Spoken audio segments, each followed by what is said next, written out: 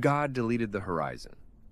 That's what they really saw, not the explosion itself, but the impossible visual signature of the land being ripped away, the sky absorbing every known landmark. The people of Texas City, Texas, in April 1947, thought they were safe, tucked into the boom years, smelling the sweet brine of Gulf prosperity, Lado and Gano. They ignored the fundamental truth of any boom. The faster the construction, the deeper the foundation of hidden risk. The SS Grand Camp wasn't a freighter carrying fertilizer. It was a societal mirror, carrying the collective repressed danger, the Jungian shadow of American industry. This was not a random tragedy. It was a psychic necessity. They call it the worst industrial explosion in history. I call it willful blindness, finally coming home to roost. 581 official fatalities, a death toll that historians openly admit is criminally low, maybe closer to 1,000. The blast vaporized a 15-ton anchor and tossed it 2 miles inland. The pressure wave shattered windows 50 miles away in Houston. You see the physical facts and you call it chaos. You analyze the hidden context and you realize it was perfect, terrifying symmetry. Everything they refused to see, everything they denied was possible, returned to them in a single, devastating, minute. The truth about the Texas City disaster is simple. We hate to admit that we are often the authors of our own destruction. So we blame chemistry. We blame negligence. Lies.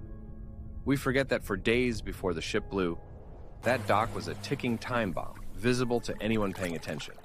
Ammonium nitrate, that innocuous white crystal used to feed crops, is also high-grade military explosive, sensitive to heat, compression, and most crucially, human arrogance. The workers knew. The Port Authority surely suspected.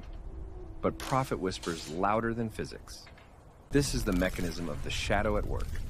You push the uncomfortable, the dangerous, the morally ambiguous into the dark corner of the unconscious, and then wonder why it eventually erupts and burns down your entire life. If you are one of the rare few willing to look into the darkness of the past, to understand the darkness within your own future, if you value truth over comfortable denial, you belong right here.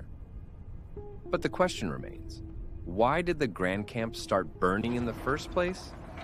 And why, when the fire was still small enough to be suffocated, did the captain order the hatches sealed, effectively turning his entire ship into a pressurized oven? This is where the story shifts from mere industrial failure to something almost ritualistic. The refusal to fight the small fire, the immediate perverse decision to seal the danger inside, this wasn't standard operating procedure. This was a man, perhaps unconsciously, enacting the societal impulse to lock away a problem until it becomes too massive to ignore. Think about it. The fire starts small, manageable. It's an inconvenience. They choose to seal it off, to let it bake, hoping the oxygen will simply run out. But it didn't run out. It cooked. It boiled. It turned 7,000 tons of fertilizer into high-velocity TNT. Now, look at the onlookers. Hundreds gathered on the pier, standing shoulder to shoulder, watching the spectacle.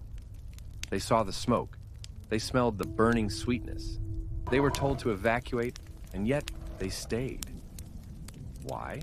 Because the human mind finds disaster fundamentally fascinating until it becomes fatal. We are drawn to the edge. We need the drama. That desire for spectacle, that denial of immediate mortal danger, was the crowd's own personal shadow manifesting right there on the waterfront. They were enjoying the show until the ship's hull tore open, followed by a sound that permanently rearranged the landscape of the human ear. It wasn't a bang, it was a vacuum swallowing the light, and after the Grand Camp vaporized, 16 hours later, the second one blew. Another ship, the High Flyer, waiting nearby, already damaged by the first blast, finished the job. Double damnation. This was no fluke. It was the universe underlining its lesson. Double damnation was exactly the point. The universe doesn't offer gentle nudges. It delivers catastrophic redundancy to ensure the lesson sticks. But here is the bitter reality. We rarely learn. We look at Texas City, we count the dead, at least 581 confirmed. We tally the financial ruin, and we feel a momentary chill. Then we move on. We rebuild. They rebuilt the docks almost immediately. They swept up the ammonium nitrate dust, laid new concrete, and started loading new cargo. They learned the superficial lesson. Don't let two ships full of volatile chemicals dock next to each other when one is on fire. But they missed the deep structural flaw that made the disaster inevitable in the first place. That fatal flaw wasn't the fertilizer, it was us. It was the collective insistence that efficiency and profit always supersede common sense. It was the willingness to tolerate an unacceptable level of risk because, hey, it usually works out. Until it doesn't. The people who died that morning weren't killed by an act of God. They were killed by the cumulative, lazy human assumption that big problems solve themselves. They were killed by Captain de Guillebon sealing the hatch. And they were killed by the onlookers who treated an impending apocalypse like street theater. We are addicted to the show. We crave the spectacular implosion so we can feel something, anything, even dread. And once the dust settles, we refuse to fix the cause. We just repaint the rusted hulls and call it recovery. This is the pattern that defines modernity. A cycle of denial, catastrophe, brief shock, and rapid return to the status quo that guaranteed the next disaster. Now, if you are nodding your head right now, if you recognize this cold, terrifying pattern of self-destruction playing out in the world around you every single day, it means you see what others refuse to. It means you prioritize understanding the mechanism of failure over comfortable denial. You need to keep seeing. The truth is, the fertilizer itself, the ammonium nitrate, was just an accelerant for human stupidity. It was essential for post-war global agriculture. It was cheap. It was effective. It was the miracle drug for feeding the exploding population. But it also happened to be under pressure and heat, essentially pure dynamite waiting for a match. Did they know this? Absolutely. They had known this since at least 1921 when the BASF plant in Germany, holding 4,000 tons, exploded, killing hundreds. They knew the danger. They chose to minimize it. They rebranded it. They marketed the risk away. You see, the real genius of systemic failure is its ability to sanitize danger. They called it fertilizer grade, low-density ammonium nitrate. They talked about its agricultural benefits, never its explosive capacity. They wrapped the danger in paper bags and put it on a beautiful French ship named the Grand Camp. The language shift is crucial. If you call it fertilizer, people relax.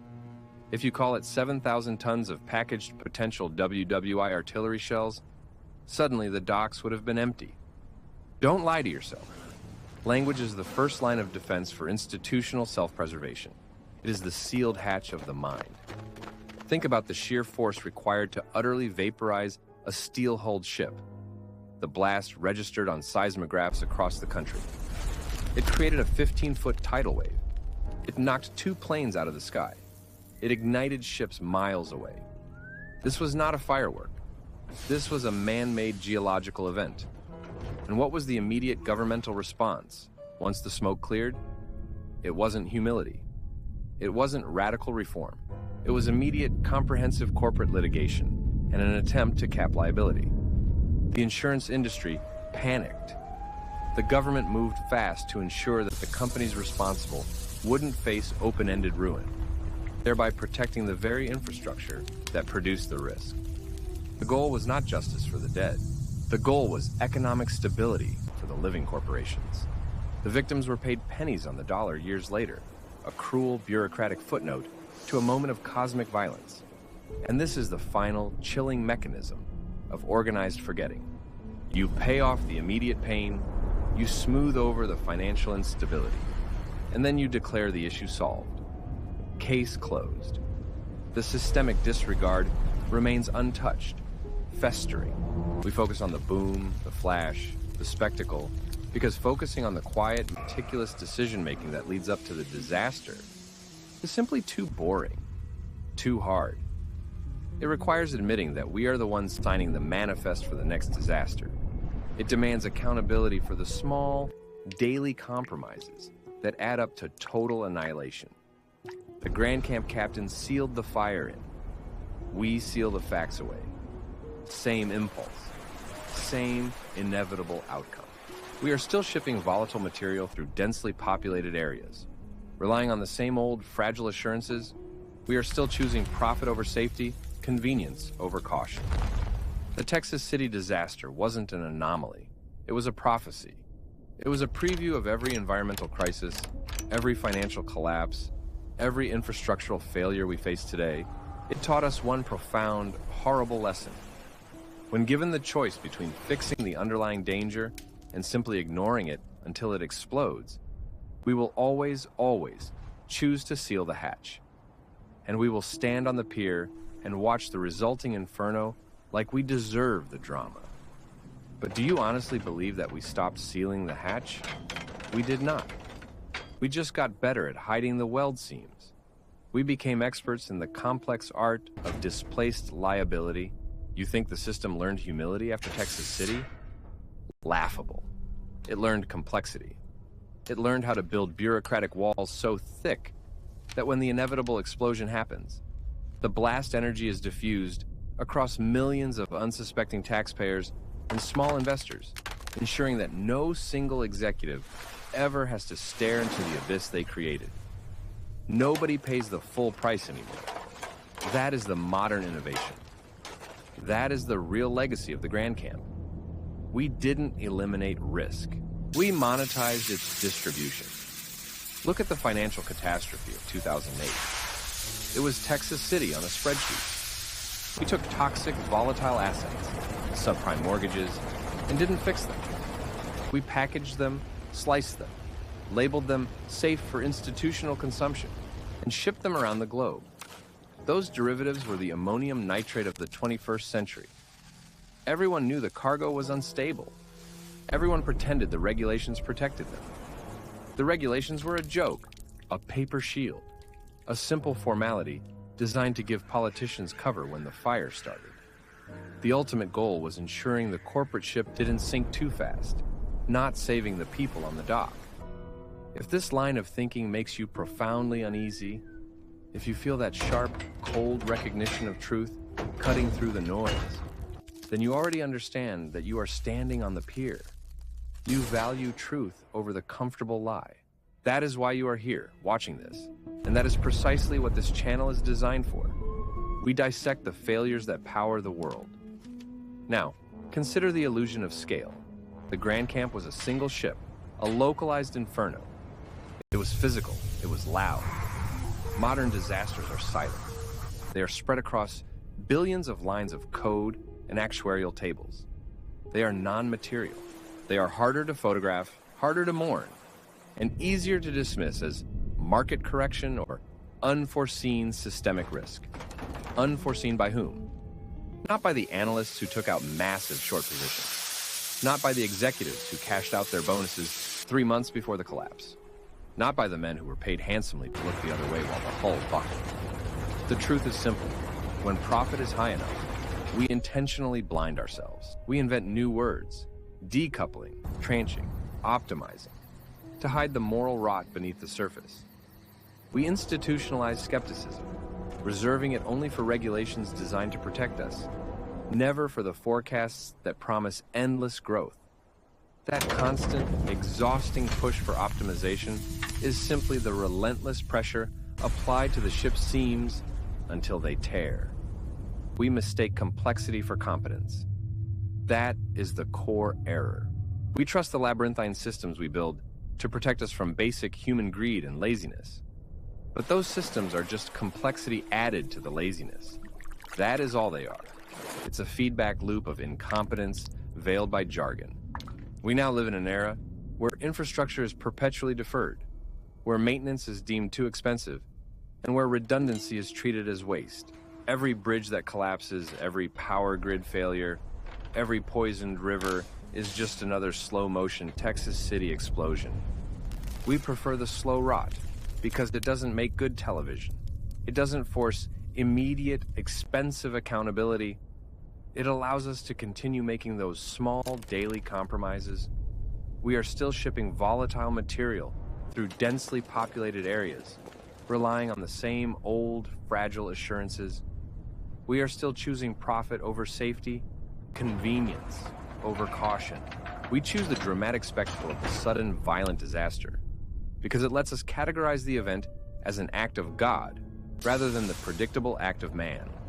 The Grand Camp captain sealed the fire in. We seal the facts away. We seal the necessary budget for repair away. Same impulse. The inevitable outcome is mathematically certain. We know the day is coming. We just haven't decided which name we'll give the fire this time. It will be the same fire, dressed in new clothes.